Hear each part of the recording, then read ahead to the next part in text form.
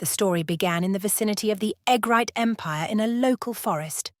It was there, amid the cawing of crows, that a frightened little girl was running. The daughter of Duke Croft ran as fast as she could through the trees, looking back, but she did not know where she was. Elia began to call out to her father, but when she heard no answer, she cried even harder and began to scold herself for being silly and letting go of her father's hand and falling behind him. Suddenly, a frog croaked from behind the bushes and jumped right at the girl, who immediately became frightened and covered herself with her hands.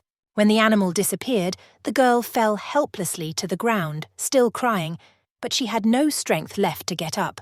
Hearing her voice, an unfamiliar boy came to her. He reached out his hand to help her up. Ellie did not immediately respond to his outstretched hand and was about to cry again, but the boy hurried her along and she finally accepted his help.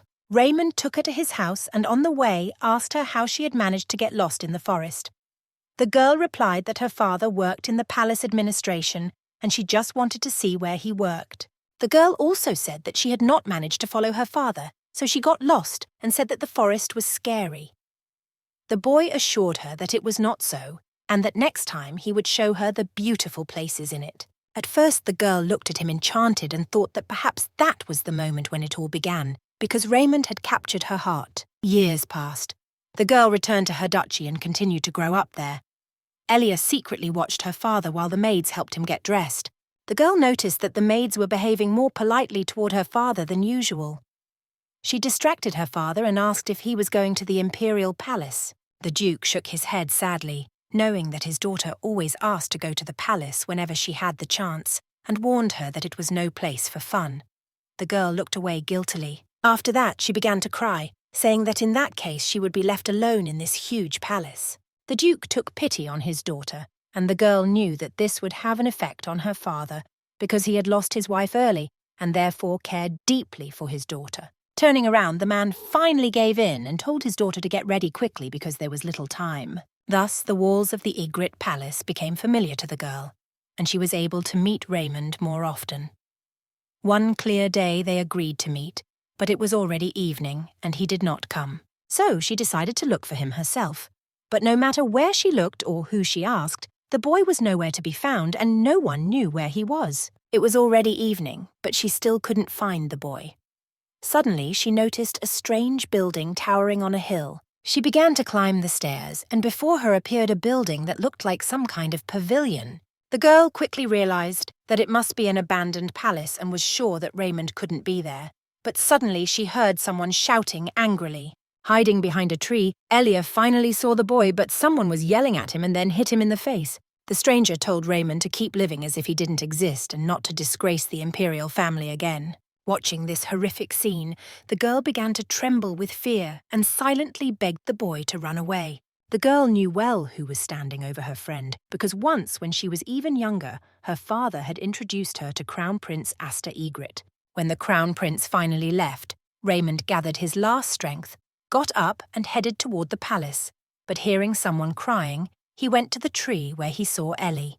The girl immediately threw herself into his arms, and the boy, in turn, smiled and tried to calm her down, assuring her that everything was fine. In her friend's embrace, the girl could only think how sorry she felt for him, because he didn't even have the right to shed a tear. But she was still so young that she didn't understand her feelings. A few years later, the lady's maid noticed that the girl was dressed too lightly and might freeze, but Ellie replied with a smile that if she wore something warmer, she wouldn't be able to show off her dress. The maid gave up and the girl went outside, but as the maid had warned, it was already too cold outside. Shivering from the fierce wind, the lady thought she should have listened to the maid. When she finally met her friend, the girl began to twirl around him and said without hiding that it was her new dress. Raymond made no comment about it, but instead told her the news he had been wanting to tell her for a long time. The boy told her that he had met a girl whom he liked very much. This made her heart ache so much that she began to feel pain, but the only thing she could do at that moment was to smile happily. Even though her heart was beating painfully in her chest, she only smiled in response to his news because she wanted him to be happy. From that day on, whenever they met, the boy talked only about that girl, but it hurt her to listen, especially when she saw Ray so happy. She didn't want to hear about it anymore. but she understood that she couldn't confess her feelings to the boy when he had finally found happiness. In her duchy, the girl could not find peace, and even new dresses no longer brought her happiness, because she understood that there was no one left to wear them for. The worried maid told the lady not to choose just anything, but something she really liked, because the next ball was not just any ball, but a ball announcing the arrival of spring. However, while at the ball, the girl was still indifferent to what was happening around her. She was not interested in dancing or talking to her peers. Suddenly, she heard the other guests turn their attention to a couple, and Ellie also looked up at them. A crowd gathered to watch Raymond dance with another lady. Everyone was praising the couple, saying how well they suited each other. The girl looked at her friend's chosen one. She already knew that it was a lady from the family of the Marquis of Sios, Regina. Holding her gaze on the couple for a moment longer, the girl noticed how they suddenly began to laugh cheerfully, and their sincere laughter struck her even more. That was enough for her. Clenching her hand, she quickly turned away and decided that her feelings had to end there. Returning to the duchy after the ball, the girl was getting ready for bed, but she couldn't get what she had seen out of her head. Suddenly, there was a knock at the door, and the maid announced that a guest had arrived for the lady. The girl was quite surprised that someone had come to see her at such a late hour, but she quickly got dressed and went to meet her guest. Descending the stairs, she finally saw Raymond. He was waiting for her on the couch but could barely speak because he was drunk. The girl immediately rushed to him. She began to ask what had happened and why he was in such a state. Barely able to speak, the boy confessed that Regina was marrying the old ruler of the Western Kingdom. The boy felt miserable because he couldn't protect his beloved from this, but Elia assured him that he wasn't miserable. A moment later, tea was brought to the room. After a short silence, the girl assured her friend that she would always be there for him and that everything would work out in time. After Regina left for the Western Kingdom, the girl constantly visited Raymond. However, since then, the smile had disappeared from her friend's face. Seeing this, the girl did not have the strength to give him her small gift. Nevertheless, she hoped that if she kept trying, one day he would smile.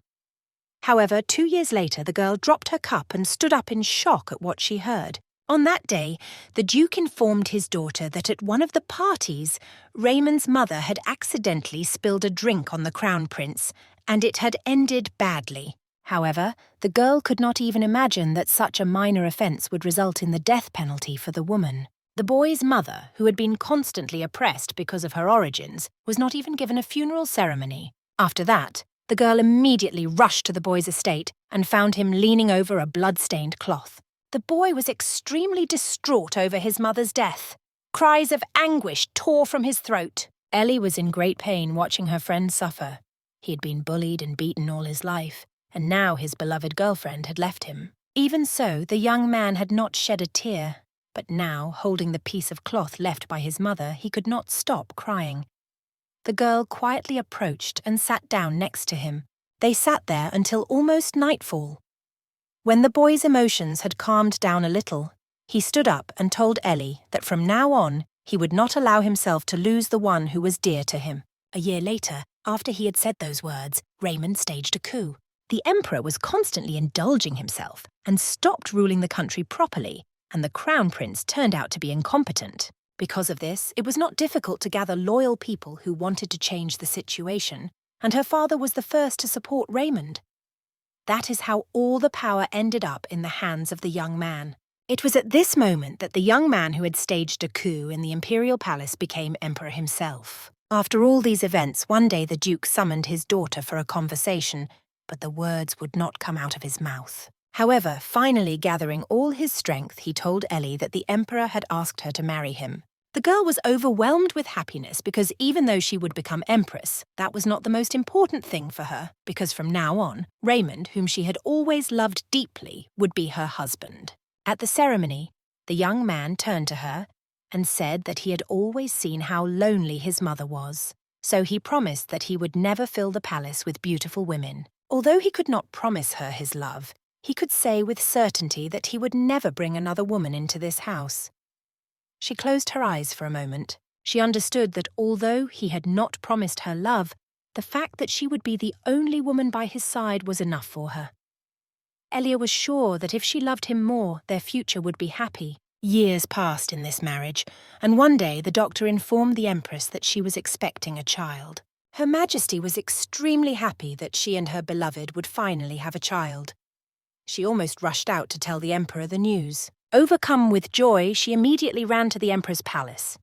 She had already lost a child once, and the doctor said that it would be difficult to get pregnant again, which made her husband even more distant. She did not blame him for this, and believed that it was because he really wanted children.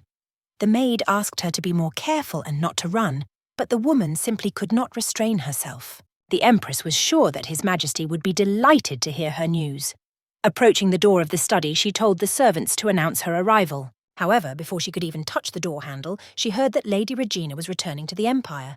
This news stunned Ellie. The maid immediately noticed the lady's concern and asked if she should inform the Emperor of her arrival. Looking away, the Empress said that it would be better not to tell the Emperor that she had come. Clenching her hand, the woman turned and walked away. Returning to her chambers, the woman looked somewhere as if into the void, with deep disappointment. The maid asked if everything was all right with the lady. The woman asked if the maid had also heard everything and if perhaps she had simply made a mistake.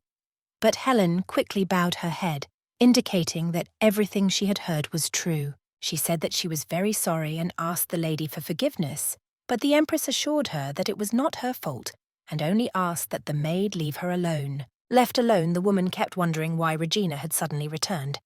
She hadn't even become queen but had spent 7 years as a concubine. The Empress knew that the girl would not have been able to return before the king's death, so she couldn't understand how she had managed to get back. The woman was sure that as soon as her rival returned, she would be with the Emperor again. And although she knew that after Regina's departure, Ray had married her, she did not know his love. Elia couldn't help thinking that as soon as her husband's former lover returned, their feelings would be as warm as ever. Suddenly, negative thoughts echoed in her stomach, and the woman instantly remembered the doctor's words that she should be careful and not overexert herself. The woman stopped, and with tears in her eyes began to apologize to the child for forgetting about her, but promised that it would never happen again. Evening was slowly approaching, and one of the maids came to the Empress to inform her that it was time for dinner with her husband. Quickly gathering herself, the woman came to the room where the Emperor was already waiting for her. Elia noticed her husband's distant gaze and was sure that he was thinking about Regina. The Empress was somewhat offended by this and wondered if there had ever been a moment when the Emperor had thought of her. A moment later, to break the silence, the Empress apologized for being late, but the Emperor replied that it was not worth it, as he himself had arrived too early, and then ordered all the servants to leave. When the room was empty, the Emperor decided to have a little chat. He said that he had heard that the Empress had visited her father today. The woman continued to eat sadly. She understood that all this talk was just banal curiosity about how her day had gone. His wife confirmed this, but the Emperor hardly reacted. The Empress already knew that their conversations were now filled with such topics. However, she herself left the palace without even her servants, and it upset her that her husband did not even care. She wondered if her husband would be as indifferent if she were Regina. And although she knew it was wrong to think that, as soon as she heard that name again, her soul became restless. The woman wanted to tell him the news, but looking at her husband, she could see from his expression that he was too wary. She had lived with him long enough to understand everything just by looking at his face, and she was sure that it all had to do with his former love. She almost wanted to cry. Holding back her emotions, the woman finally decided to ask her husband if Regina was really returning to the Empire. Raymond was a little alarmed. When he asked her how she knew, she replied that she had been passing by his office and overheard him. The Emperor confirmed this and said that she would return in a couple of days. The Empress became nervous again, but asked how she could return if she was a concubine. The Emperor replied that about 2 weeks ago the King of the Western Kingdom had died of an illness, and the throne had passed to his heir. He also said that the concubines who had not slept with the previous king had been sent home, so Regina had regained her name and would now become Lady Seos. The woman was saddened by what she heard, because she understood that if her rival returned as a former concubine, she would not be able to contact Raymond. The Emperor noticed his wife's concern and immediately told her that she should not worry about it. The woman was somewhat stunned by what she heard. The Empress could not understand what his words meant, and the emperor reminded her of his promise, which he did not intend to break. Elia did not forget this, but she was also concerned about what he would have done if he had not promised her that then. The emperor assured her that he had no intention of stirring up unnecessary rumors in the palace because of his other relationships, and assured her that she was the only empress in his heart. After that, he bowed his head again and sank into his thoughts. The woman noticed this, of course, but forced herself to smile at his answer.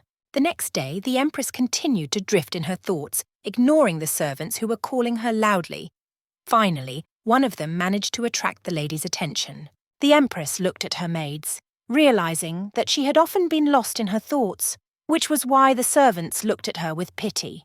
The woman felt sad that even as empress, her maids looked at her with pity, and if things continued this way, they would look at her child the same way. The woman realized that she had to pull herself together, so she quickly got up and said that she wanted to wear something luxurious today, because she hadn't been out with her husband in a long time. Elia, of course, understood that accompanying the emperor was very important, but the event they were going to was a banquet in honor of Regina's return. At dinner the previous evening, the woman had asked if the emperor really needed to attend the ball.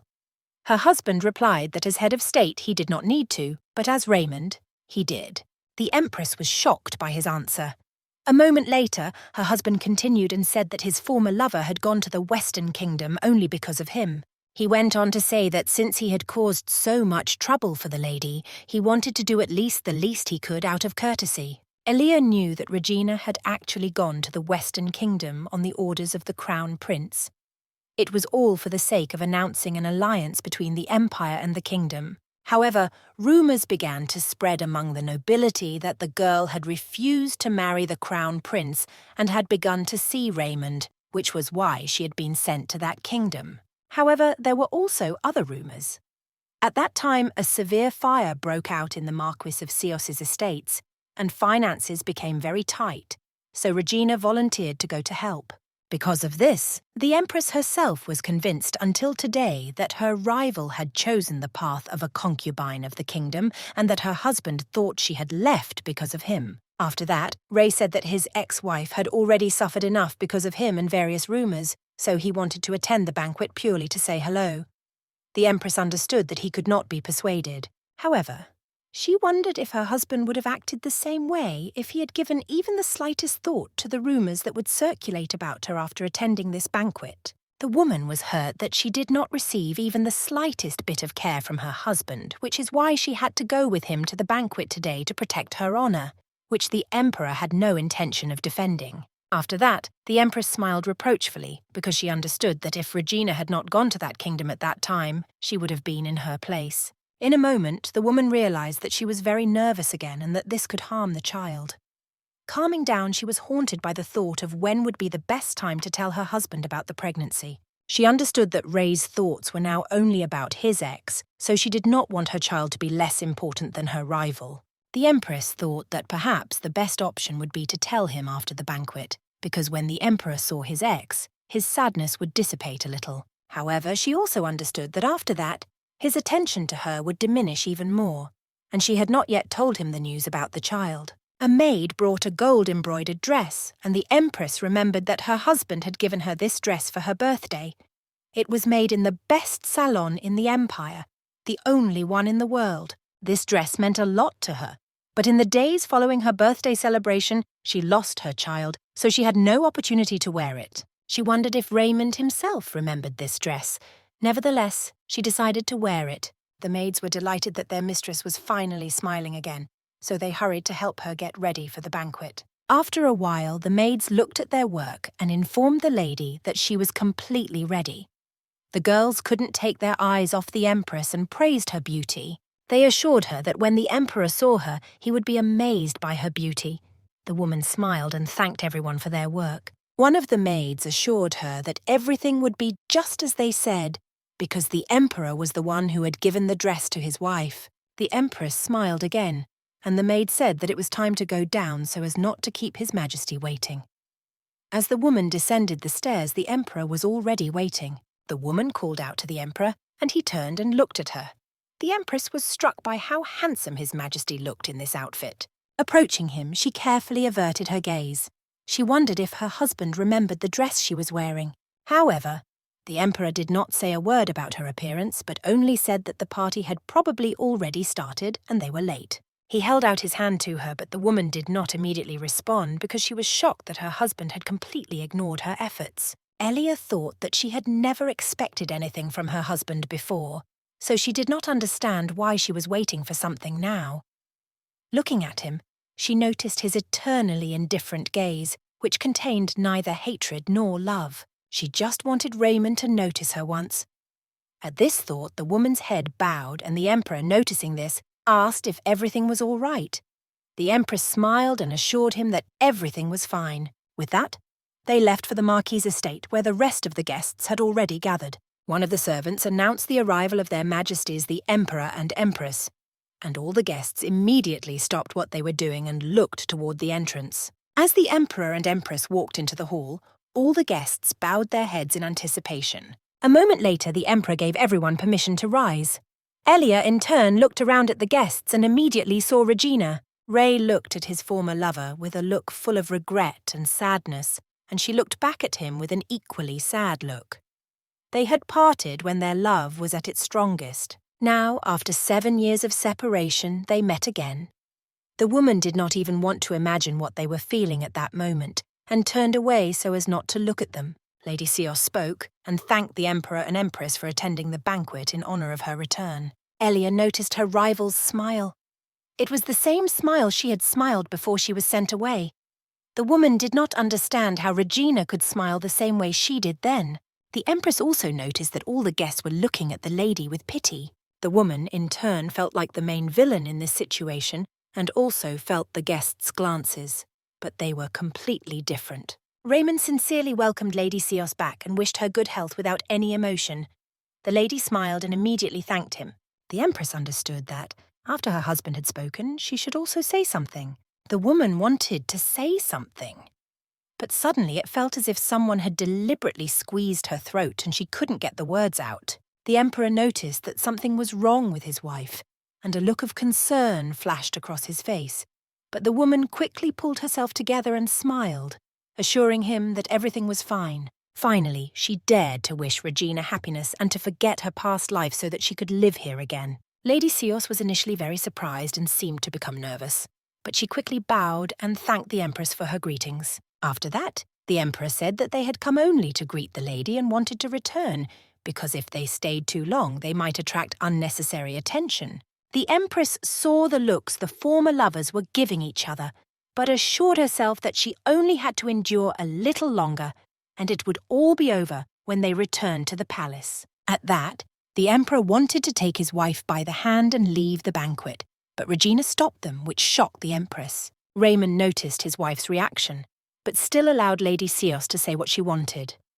A moment later, an elderly man entered the hall, holding a small boy in his arms. The Empress quickly glanced at the boy and immediately noticed clear signs that he was Ray's son.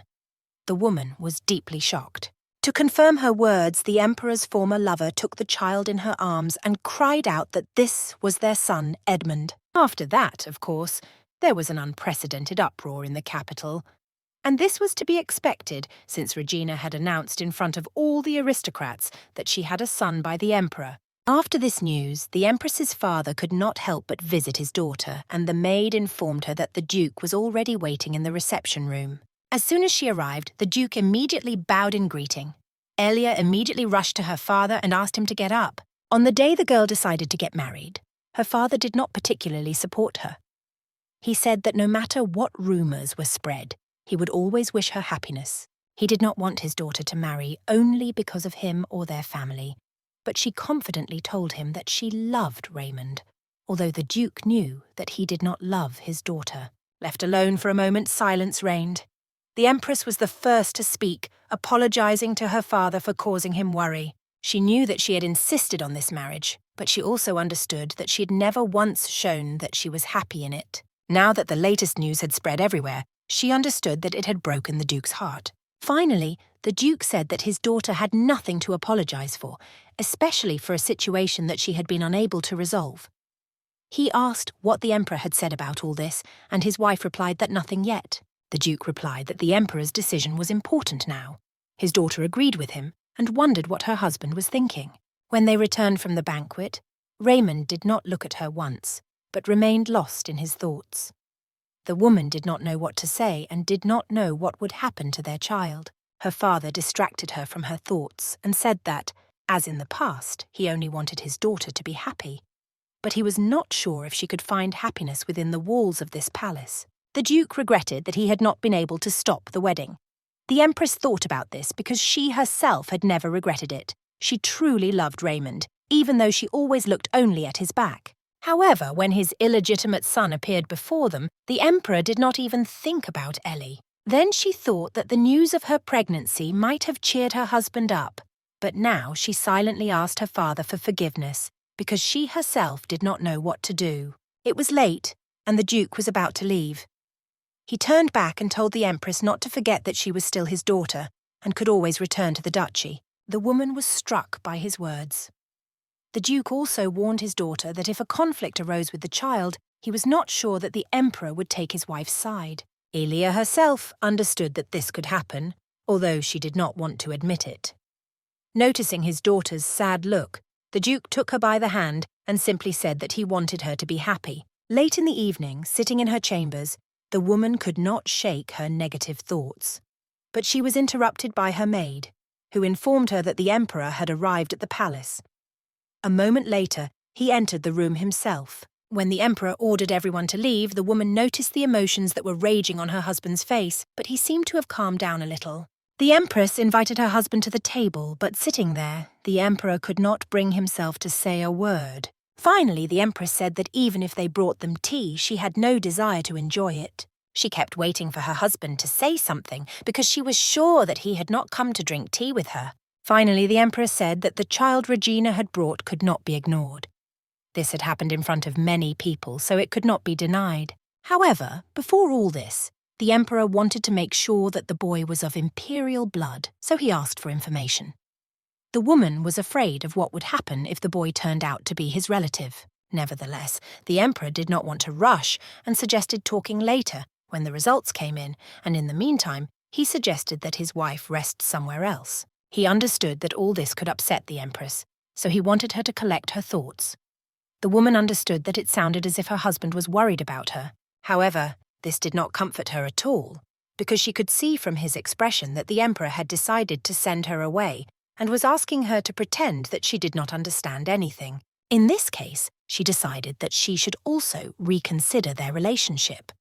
The woman said that she liked the landscape in their southern castle better, and therefore she liked it better too. Her words seemed to pour cold water on the Emperor, but the woman did not let him respond and assured him that everything was fine with her and that they would talk again as soon as the results came in. Several days passed, and the maid burst into the Empress's room and reported that news had arrived from the temple, confirming that the boy was of imperial blood. Elia did not even seem upset by what she heard, as she already understood everything. She replied briefly and sent the maid away. The maid was still standing there, and the woman quietly said that she was tired and wanted to rest, but the maid did not want to leave. For the first time, such behavior angered the Empress, and she scolded the maid, banging her cup on the table. The maid immediately apologized. The woman forgave the maid and said that she was not feeling well today, and therefore would not be able to come to dinner with her husband, and told her to pass this on to the other servants. Left alone, the woman wondered what would happen if the temple confirmed the Emperor's kinship with that child, as soon as everyone would know about it. Raymond currently had no heir, and after the Great Purge, he had no relatives left, so she understood that all eyes would be on that boy. Moreover, he was her husband's first child. Tears rolled down the woman's cheeks at this thought, drowning in tears. The woman silently congratulated her husband, but she couldn't shake the thought that she had wanted to give all this to her child, so she apologized for that. For her, this child was a true miracle, but she understood that it was dangerous to reveal her pregnancy at this time. Of course, there was still a risk of losing the child again, but she also understood that there were people in this palace who were capable of doing something terrible to her unborn child. She also understood that two brothers with different mothers would receive different imperial privileges. Looking out the window and watching the setting sun, the woman asked herself if she would be able to protect her child in all of this. She suddenly thought that the emperor had probably already arrived in the hall for dinner.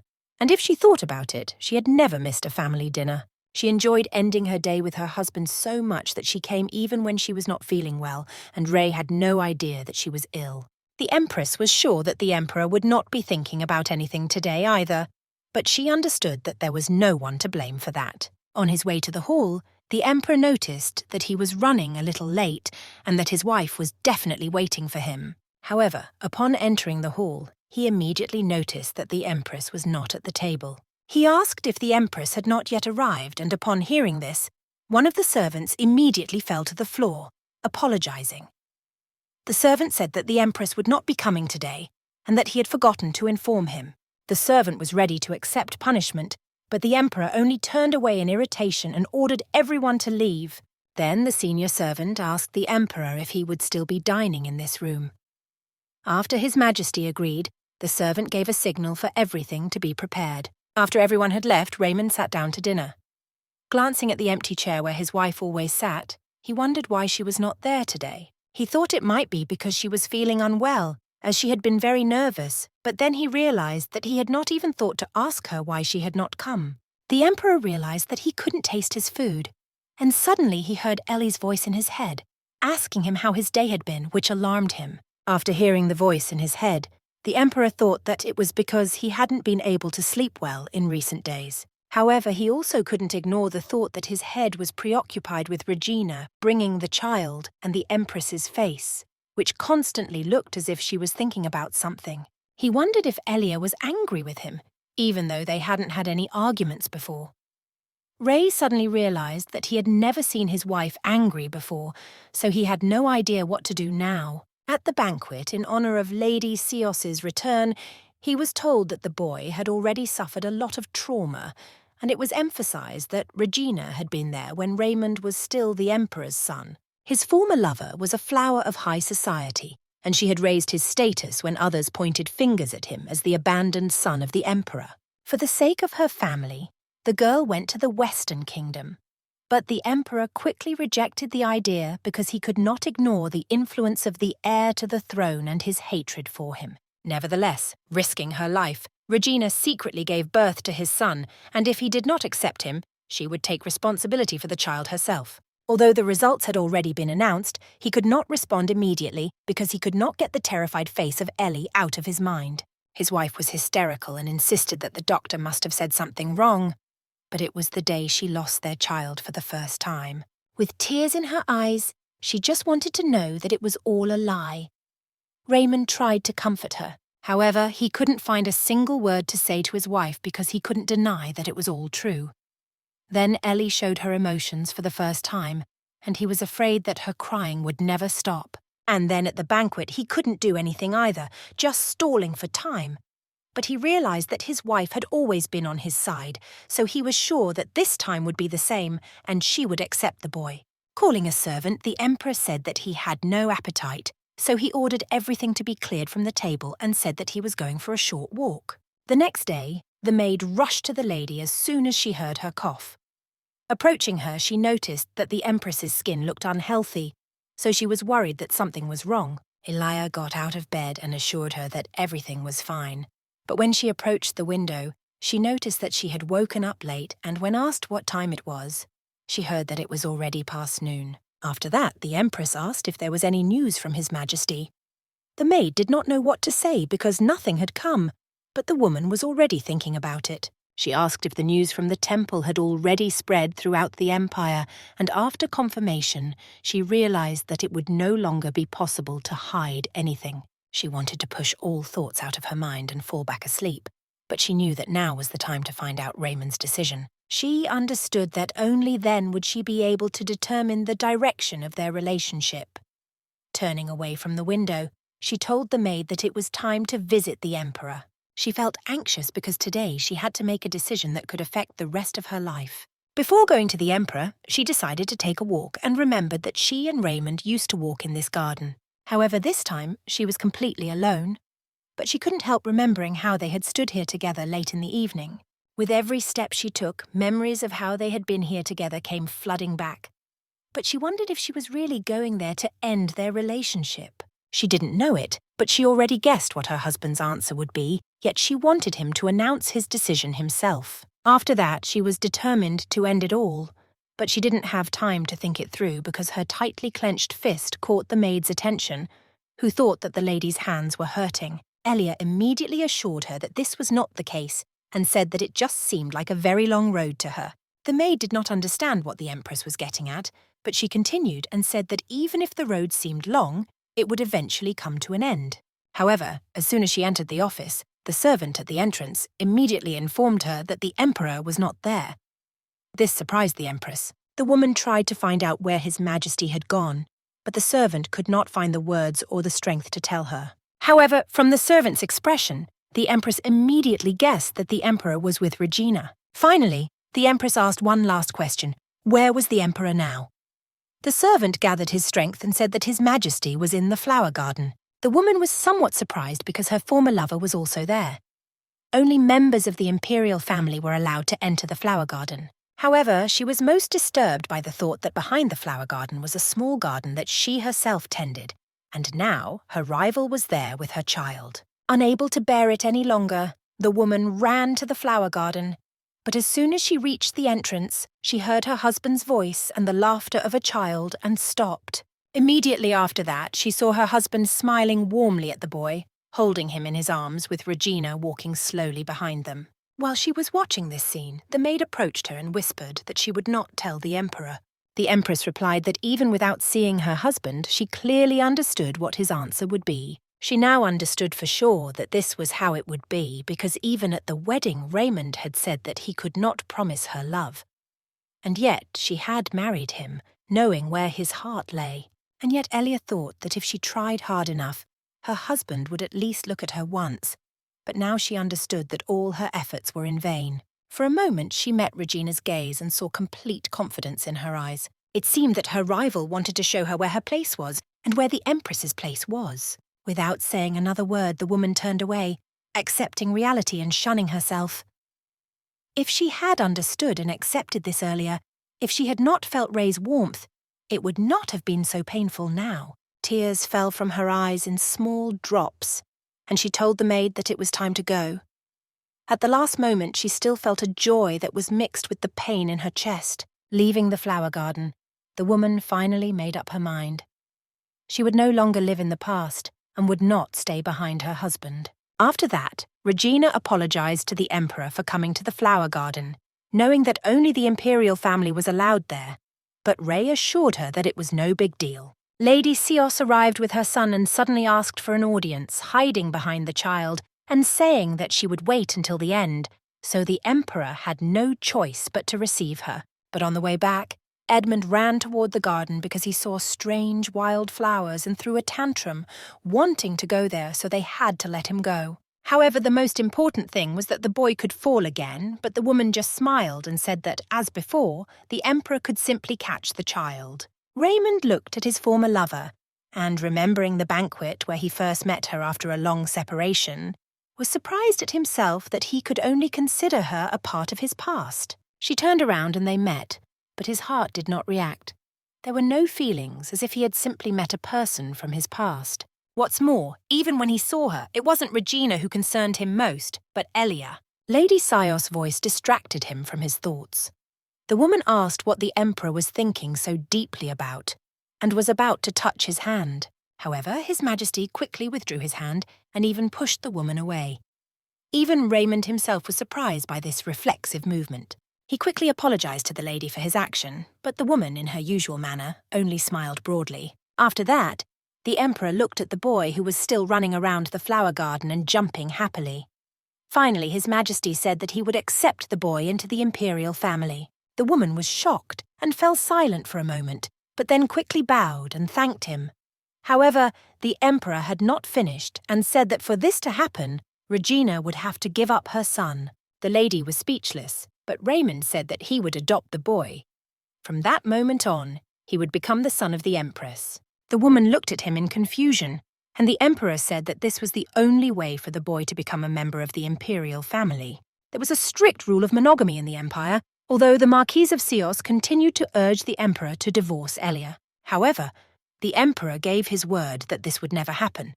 He turned to his former wife again, noticing her anxiety, and assumed that she was not ready to part with her son. Looking at her son, the lady assured him that she had always wanted him to be happy, so if this was the only option, she was ready to accept the emperor's will. Raymond did not respond, and only said that he would inform the lady as soon as he had discussed it with the empress. With that, the emperor turned away, as he had other matters to attend to. The lady remained in the flower garden for some time, watching His Majesty leave. Elia could not even remember how she returned to her chambers. She immediately fell onto the bed and began to cry bitterly. She began to understand that she had lived in her husband's shadow for too long.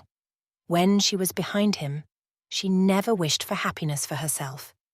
That is why she could easily let him go. However, she could not understand why Raymond, having given her happiness, was now taking it away so cruelly. The emperor could not promise her love, but he promised to save her from loneliness. Yet now she saw that he had not kept that promise either. He had severed even the tiny thread of warm feelings that had bound them together before she had miscarried. Although she continued to smile every day, inside she felt as if everything had dried up. Her soul was withering away without nourishment, and if it weren't for this child, who was like a miracle, she would have dried up and died. She was very angry with Ray. Evening came, and the woman, feeling the western rays of the sun on her face, quickly got up, realizing that it was almost time for dinner. However, in a moment, she laughed at herself, because habit was a nasty thing. Crying again, the woman realized that now she didn't need to go to dinner with her husband. Now she had to slowly get rid of all the habits related to the emperor. The woman promised herself that even though it would not be easy, she would get rid of all her habits one by one. Suddenly, Elia felt a sharp pain in her stomach and it twisted her. She couldn't understand why it suddenly hurt so much, but she remembered the doctor's words that she mustn't get nervous. The woman thought that something might have happened to the child. She barely managed to reach the bell, and the maid came running at her call. The maid saw her mistress writhing in pain. The maid rushed to the empress and, realizing that something was wrong, shouted for someone to call the doctor immediately. Barely holding back the pain, the empress stopped the maid and said that the imperial doctor should not be called. The maid did not understand this and was very worried because she saw that her mistress had turned pale. Elia, in turn, told the maid to send an urgent message to the Duchy of Croft. The empress wanted a doctor to be sent from there because it was already late and the imperial physician was no longer available, and the duchy was not far away. The maid wanted to object, but after her mistress was again overcome by pain, she quickly agreed and said she would send the message immediately. After giving her orders, the maid returned to the empress's room and helped her into bed, but noticed that she was covered in cold sweat. Lying in bed, the empress begged that everything would be all right with the child, for she could not bear to lose her again. After a while, a servant entered the room and announced that the carriage from the duchy had arrived. The maid ordered the door to be opened immediately. Almost immediately, the Duke burst into the room, followed by his doctor. Croft ordered the doctor to examine the empress immediately. The woman said that she would like to be examined in silence, so she asked everyone to leave. The maid wanted to object, but the lady made it clear that it was an order. The Duke remained behind, worried about his daughter, and said that it would be better to call the imperial physician. But the empress said that this could not be done. A moment later, the empress revealed the reason. She told her father that she was pregnant, and this news stunned the Duke. However, the empress emphasized that she did not want the emperor to find out about this, because she was planning to leave him in the near future. At that moment, the servant, trembling with fear, informed the emperor that the empress would not be coming to dinner today. Ray was surprised. He could not understand why the empress was absent again today. The emperor immediately asked if there was any other news from the empress's palace, but the servant assured him that there was nothing else. The emperor looked angrily at the servant, saying that something must have happened to the empress. The servant looked back and trembled again, but said he had heard nothing else. However, the servant was forced to report that the empress had come to His Majesty during the day, but had left when she did not find the emperor. The emperor asked what time it was, and the servant replied that the empress had come when His Majesty was with Regina. This stunned him. After hearing this, the emperor felt uneasy. An elderly servant approached him and asked if the emperor would like to have dinner, but His Majesty refused. The servant said that he was worried about the emperor. that he might fall ill, since he had not even been able to eat properly. But the man assured him that this was not enough to make him weak. The servant then asked if the emperor would like to retire to his chambers. The man thought for a moment and looked out the window where he could see the empress's palace and said that he would go visit his wife. Quickly gathering his belongings, the emperor, accompanied by his knights, headed for the empress's palace. Before entering his wife's palace, he noticed a carriage with the Croft coat of arms. This greatly surprised the emperor. Calmly, His Majesty asked if the reason the Empress had not come to dinner today was because the Duke had visited her. The servant simply suggested that they return.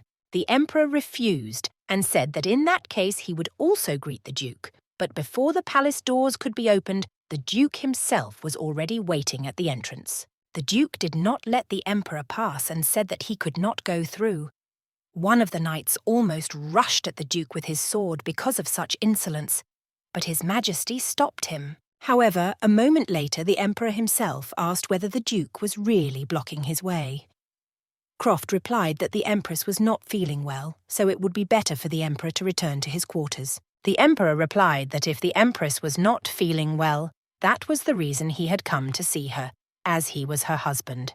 These words stunned the Duke, but after calming down a little, the man looked away, as if to indicate that he did not agree with this. Noticing the Duke's reaction, the Emperor asked if he thought the Duke was dissatisfied with him, and Croft replied that the Emperor was mistaken. The Emperor did not expect such an answer, and the Duke, looking angrily at His Majesty, said that the Empress was not feeling well, and that the reason for this was her husband. The Emperor, in turn, did not understand what the Duke was getting at, and the man explained that rumours about Regina bringing a child had already spread throughout the empire, and this had affected the Empress. Hearing this, Raymond was shocked, because he really could not imagine that nothing would happen to the Empress, and that everything would go smoothly. The Duke continued and said that when the Emperor wanted to marry his daughter, he promised that he would make her happy no matter what. In reality, Croft knew that the Emperor did not love Elia, but he had made this promise in order to secure the marriage. Now Ray understood that he did not truly love his wife, but he had not expected that this would affect her happiness in any way, because he believed that happiness did not always come from love. The Duke shouted at the Emperor and asked him if he still kept the promise he had once made to His Majesty. The Emperor himself was shocked by this question, because he did not know what to say. He knew very well that after some time he himself had deliberately stopped looking at his wife. The reason was that as soon as he looked at her, his heart would tighten for some reason. Because of this, the Emperor did not know if his wife was happy. In addition, the Duke's eyes were the same purple colour as his wife's, which made his heart tighten again. At this point, Croft again asked the Emperor to return to his palace. The Emperor no longer argued and only asked the Duke to let him know immediately when the Empress was feeling better. A servant had been standing quietly behind the wall the whole time, and as soon as the Emperor left, she rushed to the Duke and told him with a smile that the Empress's condition had stabilized. In the Empress's chambers, the doctor asked if the lady was no longer in pain. The woman confirmed this, but she was most concerned about the condition of the child. The doctor assured her that the child was fine and that it was probably just a little fear caused by stress. The Empress breathed a sigh of relief. A moment later, the Duke burst into the room and asked if his daughter was all right. Elias smiled and replied that she was fine, as was the baby. The Duke breathed a sigh of relief and sat down next to his daughter's bed. The Empress asked where her husband had gone. The man replied that his daughter had received a letter, so he had stepped out for a moment. Croft immediately asked the doctor if the Empress was really all right. The doctor assured him that Her Majesty and the child were out of danger for now. However, the doctor also emphasized that from now on, it was necessary to closely monitor the lady's health and ensure a stress-free environment. The Duke understood everything and asked the doctor to leave for a moment. When the Empress was left alone with her father, she thought that her news about the child had been too sudden, so her father had not even had time to rejoice. The Duke apologized to his daughter, although she did not understand what he was apologizing for, but the Duke continued and said that after her mother's death, he had promised himself to make his daughter the happiest woman in the world. However, the man was saddened because he had not been able to keep his promise. The Empress immediately rushed to him and assured him that it was not her father's fault, as it had all been her choice. The woman paused for a moment, then said that she no longer had any regrets or worries, so she wanted to leave Raymond and live happily with her child. The Duke was surprised at first, but after a moment he smiled and promised his daughter that she should not worry about anything, and that he would do everything to ensure that the Emperor never found out about the child. The father wanted his daughter to take care of herself first, and he would send the divorce papers to the Imperial Palace first thing tomorrow. However, the Empress objected and said that she would do everything herself so that she would have no regrets. The Duke began to worry whether everything would really be all right with his daughter. The Empress assured him that everything would be fine, because she no longer expected anything from her husband. Besides, she had someone more important in her life. Her father did not argue, but emphasized that if the Emperor did not want to divorce so easily, he would intervene. Elia thought about it, because she understood that her father's words about a difficult divorce could be true, because at that time, she was the daughter of one of the two duchies. However, the second duchy had lost almost all its power, so only its name remained. It could be considered that only one duchy remained in the empire, Crofton. On top of that, she was the daughter of a conquering duke. Knowing Raymond's point of view, the woman was sure that it would not be easy for him to give her up. Of course, it was a little hurtful that the reason for such difficulties was her origin, but now she understood that it no longer bothered her. The Empress agreed that her father could intervene if necessary. The Duke agreed and told his daughter not to think about anything else today and to go to bed. After that, the Duke got up and said that it was time for him to leave. His daughter apologized for not being able to see him off. Left alone, the Empress mentally prepared herself for the next day's conversation. The next morning, as soon as the Empress woke up, her maid immediately approached her and asked how she was feeling. The woman assured her that everything was fine and that it was all the result of feeling unwell. The Empress assured her that there was nothing to worry about. Rejoicing at this news, the maid said she would prepare everything for washing, and Elia also asked her to prepare a dress. She said she would like to visit the Emperor right away, but this made the maid a little nervous. The woman asked what was the matter, and the maid replied that she was worried because the lady had been unwell recently. The Empress asked if that was the only problem. The maid bowed and assured her that it was the only thing. Elia wondered for a moment if she had reacted too harshly. The maids quickly helped the Empress get ready, and the woman was almost ready to leave. There was only one detail left, her jewelry, and the maid showed her the sapphire earrings. The Empress remembered that these earrings had been given to her just before her wedding, and she valued them greatly. However, she now refused to wear them, and thought that all the precious stones she had were gifts, so she would have to leave them here in the palace when she left. She was about to leave when there was a sudden knock at the door, and the maid announced that the Emperor himself had arrived at her palace. The Empress was very surprised by this, because it had never happened before that the Emperor had come to her palace so early in the morning. The woman immediately ordered him to be brought in, and when the Emperor entered, she immediately bowed in reverence. Ray rushed to her to help his wife up. However, the Empress immediately turned away from his outstretched hand and did not want to look her husband in the eyes. The Emperor was very surprised by her reaction. Elia asked him why he'd come, but the Emperor did not answer right away. He just squeezed her hand. The woman thought that he was angry because she had not accepted his hand. Looking closely at her husband, she realized that he was not angry, but noticed that his gaze was pensive, and now she was angry because he had never looked at her like that before. The Emperor had never paid so much attention to her before that she felt any complex emotions. At that, the Emperor ordered everyone to leave the room. As soon as they were alone, the Empress noticed again that her husband's gaze had returned to normal, so she thought that she had imagined it all. Finally, the Emperor said that he wanted to talk. The Empress said that she also wanted to say something, and her husband let her speak first and said that he had a question about Edmund. Elia was not at all surprised that all his questions were about Regina. The woman remembered that they had wanted to talk about this when confirmation came from the temple, so now she was interested in her husband's opinion. The Emperor thought for a moment. Finally, he said that he was very guilty towards his wife, but since the temple had confirmed that the boy was of imperial blood, he could not grow up anywhere, because Ray himself knew what it was like to grow up in such conditions. The woman was moved by the Emperor's words for a moment, because she understood that her husband probably saw himself in the boy. But she quickly came to her senses, because it no longer bothered her, so she asked him again about his decision. The emperor immediately replied that he intended to recognize the boy as a member of the imperial family and make him the first heir. The empress was not at all surprised by what she heard. In fact, since morning, the woman had been wondering if she would feel any regret after her decision. But looking at her husband now, she understood that she definitely would not. For a moment, Elia just smiled to herself and replied that if that was what the emperor wanted, he could make Edmund his heir. Hearing this, Ray also smiled and was about to thank his wife. However, a moment later, she said that in return, she wanted her husband to do something. The emperor replied without hesitation that he would do anything. The woman smiled so that it would be so. For a moment, the woman thought that she had always wanted her husband to look at her with his own eyes.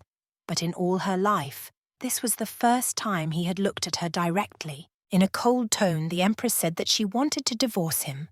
These words brought Raymond down to earth. Elia saw her husband's excitement for the first time, and for some reason it made her feel better. The woman said aloud that she wanted to leave this place. The emperor was only angered by her words and said that it was nonsense, and that if she did not want to accept Edmund, she should have said so. Earlier, the empress would have been alarmed by this angry look, but now she felt completely calm. The empress explained that the boy was his son, and even if she was against it, Edmund would eventually become emperor. But that was not the reason she wanted a divorce. Still barely holding back his anger, the emperor asked what the real reason was. The empress said that from the very beginning, she had decided to marry him out of love.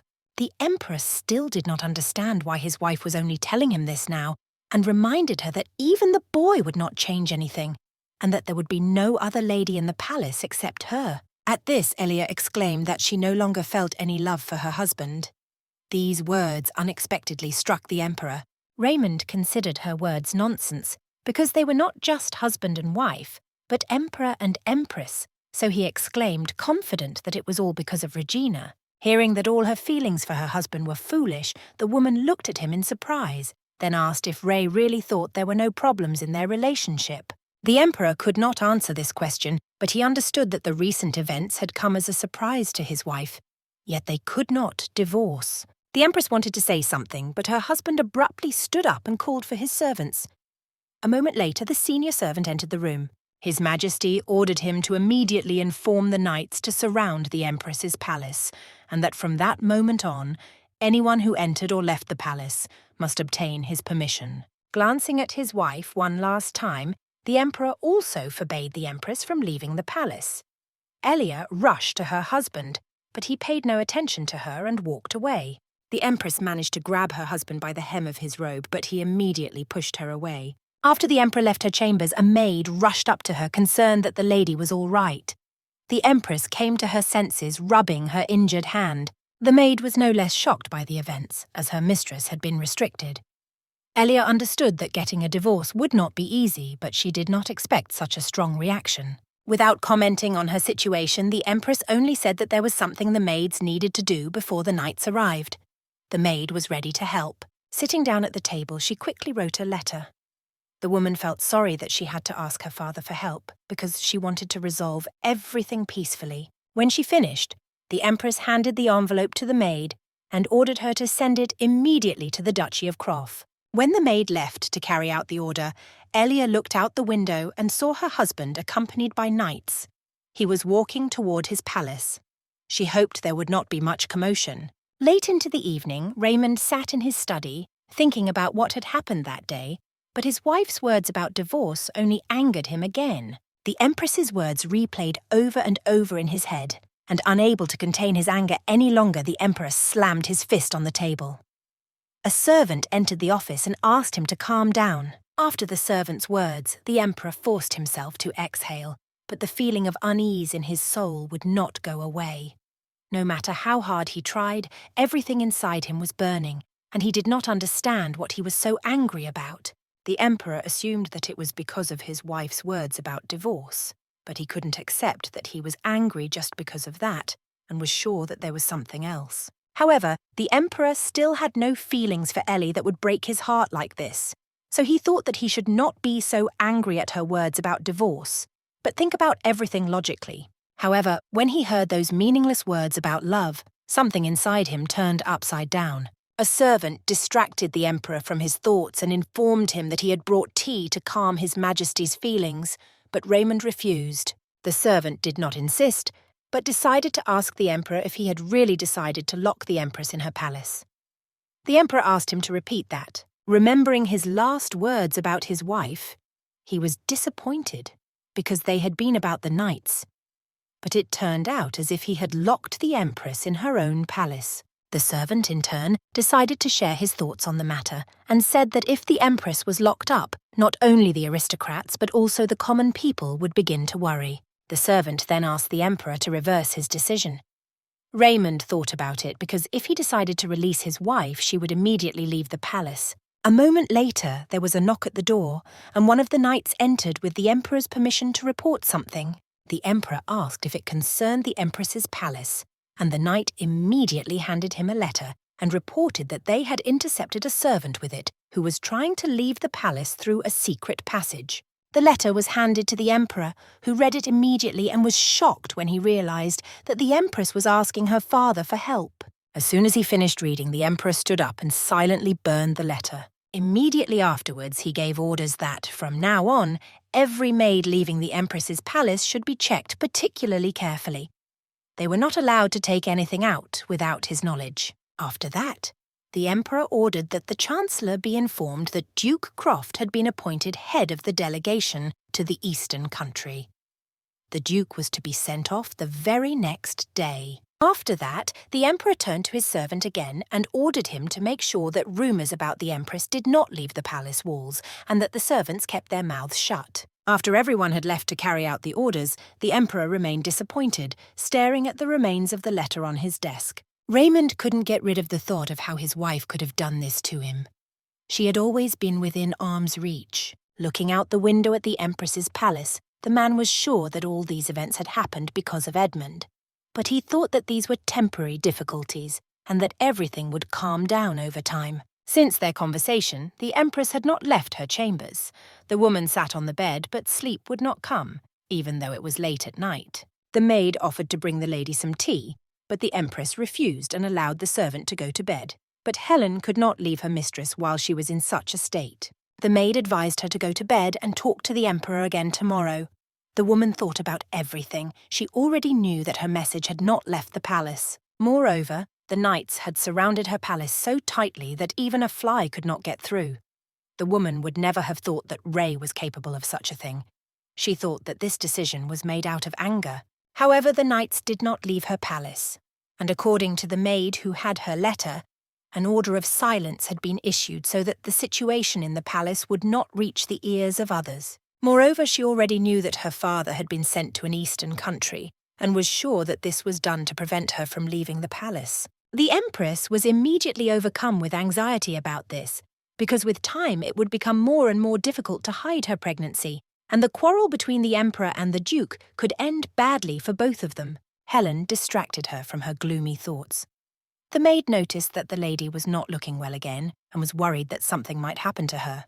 Elia understood that the maid's words were true and could not allow herself to faint again, so she asked the maid to bring her some tea. Calming down, the woman hugged her stomach and promised herself that everything would work out fine. The next morning, the emperor was already sitting at his desk, sorting through documents. While he was reading letters, he called a servant and asked about the empress's condition.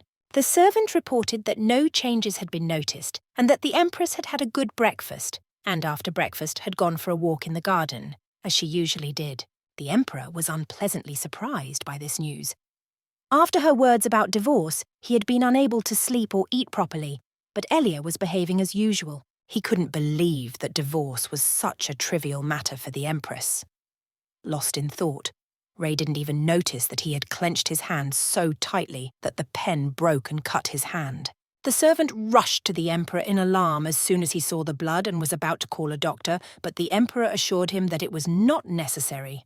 The emperor rubbed the affected area, and it seemed as if only this wound could bring His Majesty back to his senses so that he would not be able to sink into his thoughts again. A moment later, the emperor was informed that Duke Croft was requesting an audience.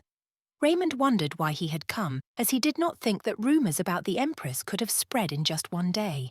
The emperor decided that the duke's arrival must have something to do with the delegation to the Eastern Empire. Of course, he did not want to meet with the duke at that moment, but there was no reason to refuse him. As soon as the emperor gave the duke permission to enter, the man immediately found himself in His Majesty's office and bowed in greeting. The duke approached the emperor's desk and, without a word, handed him an envelope.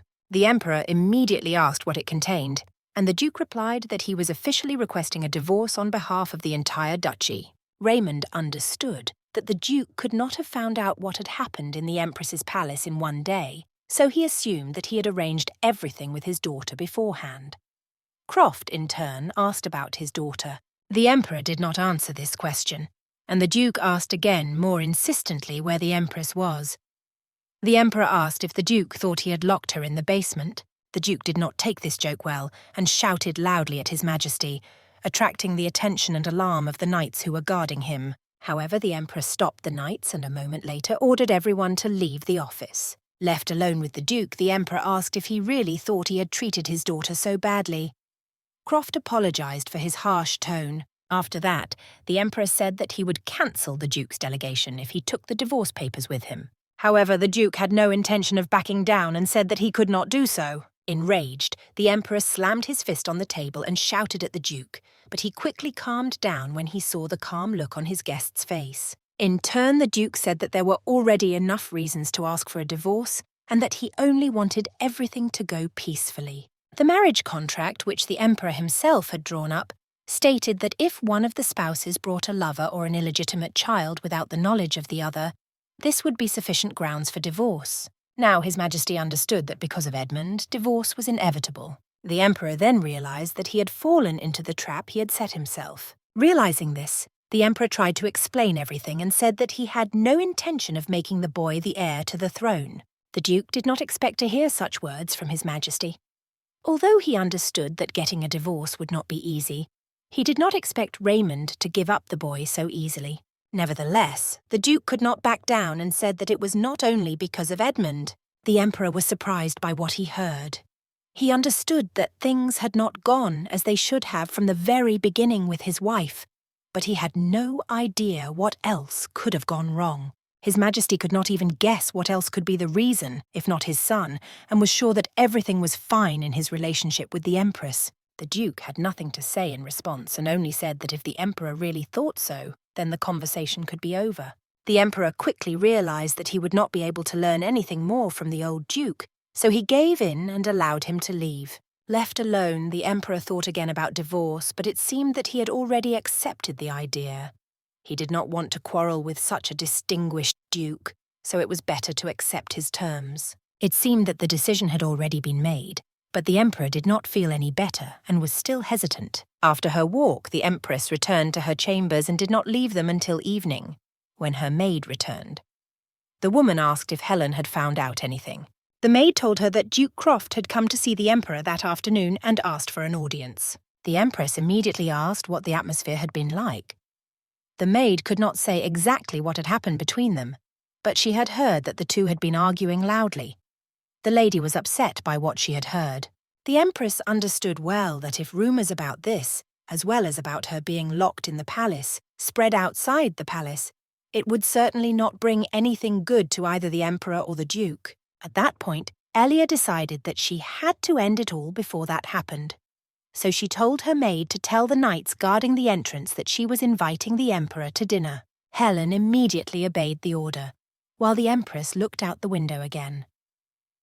The woman knew that she did not really want to see the emperor, but she wanted to end it all. Elia knew very well that the emperor had always looked down on her, but her love for him was as great as his arrogance. Summoning all her determination, the empress turned around and went to meet the emperor, because it was her feelings that made her dare to do so. When she came to the emperor, she immediately bowed. The man was already waiting for her at the table, so he invited his wife to join him. The woman sat down in her usual place without protest, but she felt uncomfortable returning there. However, after a moment, she looked resolutely at her husband. The emperor ordered everyone to leave the room and, remaining alone with his wife, said that he had not expected her to ask to see him first. The empress said that it was because she had changed her mind. Hearing this, the emperor breathed a sigh of relief and told her not to bring up the subject of divorce again. The lady lowered her head sadly and, looking at the plate full of food, thought that she wanted to say this as soon as their last supper was over. Looking at her husband again, she said that her change of heart did not mean that she did not want to divorce him. The lady said that she had come today to end everything once and for all. After her words, the emperor slammed his fist on the table and said that he would not divorce her. But Elia did not react to his anger and only replied that she had already made up her mind and did not want to argue. The man shouted that they were in no position to divorce just because their feelings had changed. She replied that she understood this well and took the blame upon herself, for she had been so naive as to see him not as an emperor, but as a boy named Raymond. After a moment of warm memories, the woman finally asked her husband to let her go because she didn't want to be alone anymore. The emperor told her to stop talking nonsense about love and acting like a fool. The lady was shocked by what she heard and, looking at her husband, thought that she had given up everything just for this.